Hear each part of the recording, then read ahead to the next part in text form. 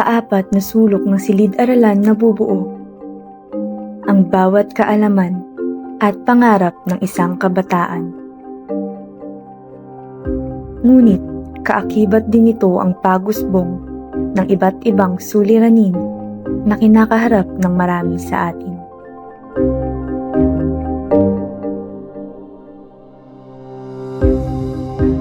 Ang tanong, handa ka na ba na ito'y kayanin? Para sa kinabukasang bubuo sa bayan natin.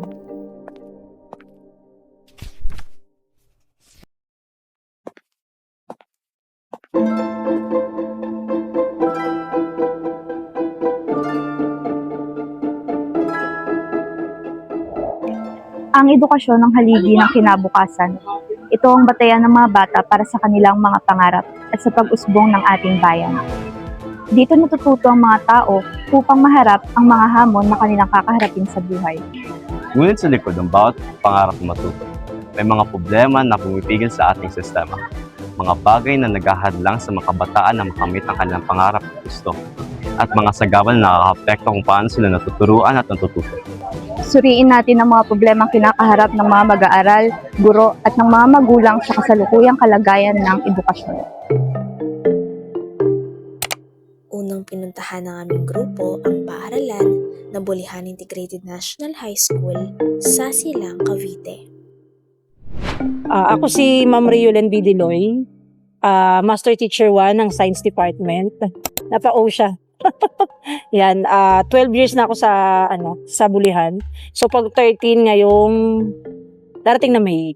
Yan, I'm handling STE grade 7. Special section.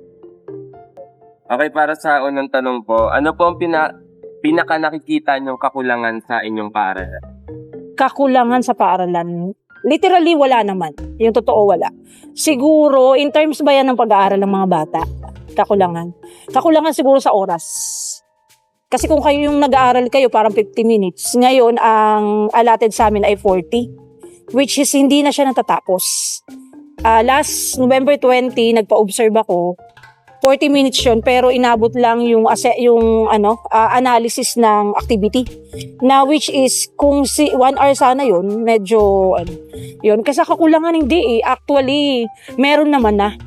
Minsan lang, hindi na namin siya like for example, sa major namin, minsan hindi kami makapag-lab ng kasi kulang yung oras. Tapos yung MELCs namin, ang dami namin kailangang ituro for certain 8 weeks. Pang 9th week yung exam. So yun siguro, pero yung kulang, nonetheless wala naman. Wala naman akong nasa namin sa major namin, hindi ko alam doon sa ibang major. Sa pangalawang katanungan naman po, paano po nito naapektuhan ang pagtuturo mo sa araw-araw? Ayun. Yung sa paano, kasi yung una, kung ano yung kulang, definitely yung time. Paano naapektuhan? Hindi namin siya natatapos.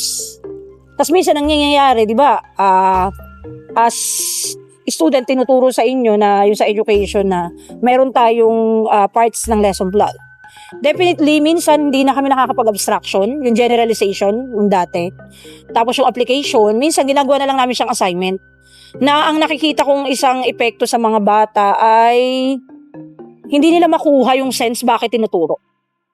Di ba yun yung isang na minsan bakit natin tinuturo itong isang bagay kasi eto dapat yung application niya, daily living natin. But reality, hindi siya, even though hindi magtatanong yung mga bata. Pero kasi as teacher, parang kasalanan mo pag hindi mo na-justify yung application ng lesson eh. Yun, para sa akin yun. Yung kulang kasi, so ang nangyayari, next sige, assignment yun na lang yan, susunod na araw, ibang lesson na naman yung ipapasok mo. Parang gano'n. Yun sa akin, yung sa Sunod naman na pinuntahan ng aming grupo ay ang Dasmariñas, Cavite upang makapanayam ang isang estudyante doon. Unang tanong para sa iyo.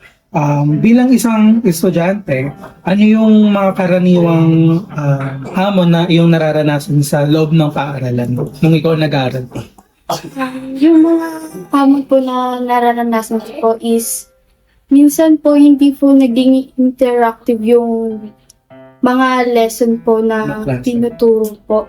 And minsan din po hindi po hindi po natuturo ng maayos yung lesson kasi po hindi na rush po nila, and minsan din po hindi na po nakakapagtanong sa teacher kasi po busy po sila and nagpapa-lecture na lang po sila. And marami po silang pinapagawang mga assignment, and Like, kulang sa turo more on sa assignment. opo, tinuturo na lang po nila, and hindi po sila nagbabalik ng lesson, yung parang hindi po nila inuulit. Kumbaga, hindi nila binabalikan para matandaan nyo yung nakaraang inaral ninyo bago kayo mag-proceed dun sa bagong aralin. Opo. Ganun. Kaya po nagli-lead yun ng nakakalimutan na po na ako. Kasi po hindi na po din napapractice. Mula dun sa mga nabanggit mo kanina, paano mo siya na-overcome? Naka-overcome po siya sa pamamagitan po ng pag-set ng priorities and time management na din. Time management. Like, paano mo ginagawa yung time manage? Kailangan nang gawin mo po, and yung iba po is hindi ko po na ginagawa. And naglalagay po ako ng parang Schedule? Ganun. opo. Schedule. Tapos po, nino-notes ko po yung mga nagagawa ko. Okay. Pangatlong tanong. Ano yung pangarap at paano mo nakikita yung papel ng edukasyon sa pagtupad ng iyong pangarap? Maging nurse, and nakikita ko po yung pag-aral bilang foundation po siya. Para po matupad ko po yung mga pangarap ko ng maging nurse nga po. At makatulong din po sa kumulong.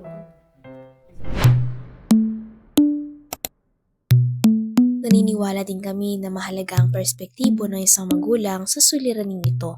Kaya naman kami ay dumayo rin sa Dasmariñas, Cavite upang makapanayam ang isang magulang dito.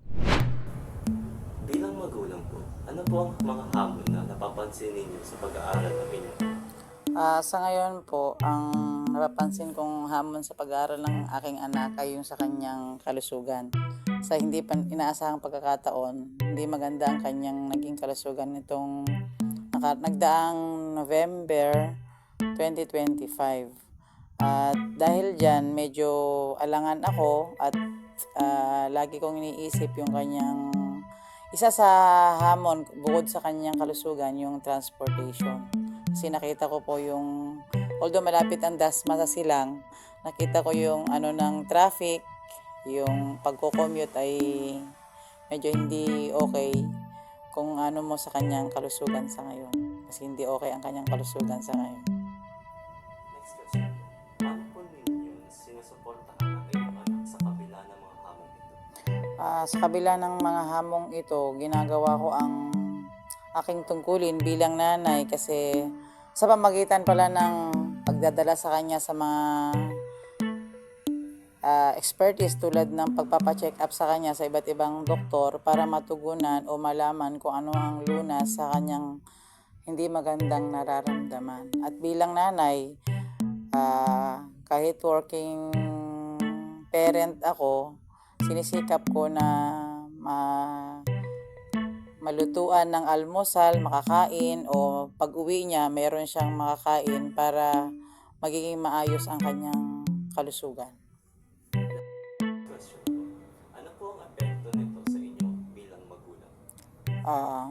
Bilang magulang, ang totoo, mahirap kasi kahit nasa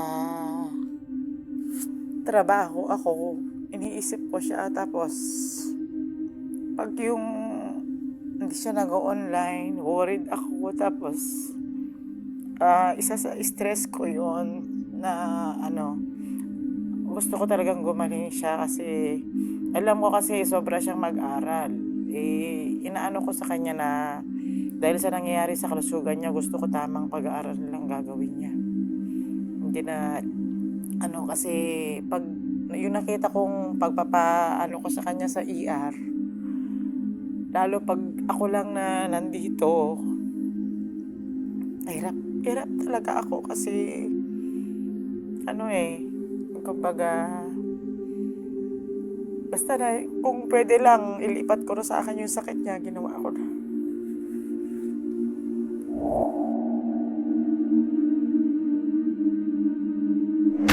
Bawat problema na ating sinulat ay isang pagkakataon upang tayo magtulungan. Mga mag-aaral na patuloy pa rin naghahangad ng pagkakataon upang sila'y matuto. Mga guro na handang magbigay kaalaman sa kabila ng mga limitasyon kanilang kinaharap. Mga magulang na patuloy pa rin ang pagsuporta sa kanilang mga anak. At ang pamahalaan naglalaan ng programa at pasilidad para tugunan ang pangangailangan sa sektor ng edukasyon. Ang edukasyon ay hindi lamang tungkol sa mga aklat at pisara. Ito ay tungkol sa pagtutulungan ng mga institusyon upang makabuo ng isang angkop at patas na kapaligiran para sa bawat isa. Sa pamamagitan ng pag-unawa, pagsisikap at kooperasyon, maaari nating baguhin ang realidad at gawing mas matibay ang haligi ng kinabukasan para sa mga susunod na henerasyon. Ang dokumentaryong ito ay paalala na hindi madali maging estudyante ngayon. At kailangan ng mas maayos na sistema ng edukasyon para sa lahat.